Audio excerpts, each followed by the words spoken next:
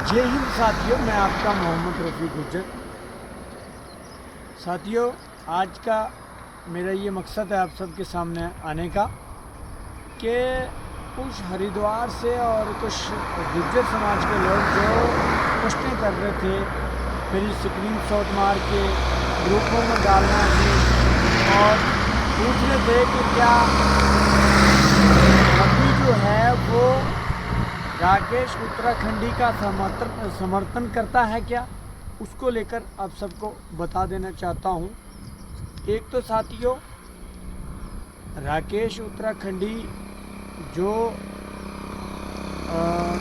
हैं, उनको मैं बड़ा भाई इसलिए मानता हूँ कि उन्होंने गुज्जर समाज का जो कल्चर है, जो संस्कृति ख़त्म होती जा रही है, उसके लिए आवाज़ उठाई है और हमारी काफ़ी चर्चाएं भी हुई हैं।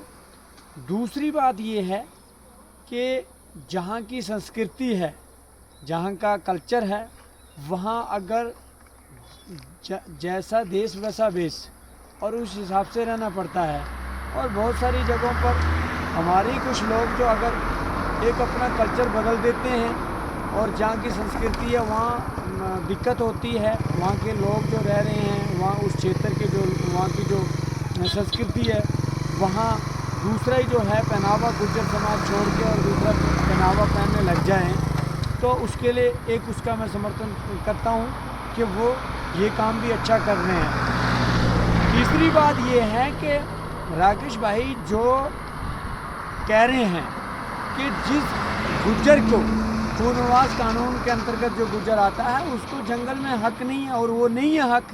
और जो गुज्जर गरीब है, जिसके पास परमिट नहीं है, ज़मीन नहीं है, पुनर्वास में नहीं आता, वो नालों के किनारे पड़ा हुआ है, वो गंगा के किनारे पड़ा हुआ है, वो किसी के खेतों में पड़ा हुआ है, तो उस गुज्जर को अधिकार मिलना चाहिए।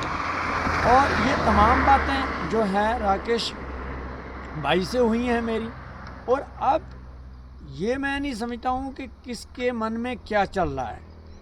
मुझे जो काम करना है वो मैं करूँगा, और मैं गुज्जर समाज को, गुज्जरों की संस्कृति, गुज्जरों का कल्चर, गुज्जरों का जो वेशभूषा है, उसको फिर से वापस लाने के लिए उस पर मैं काम कर रहा हूँ।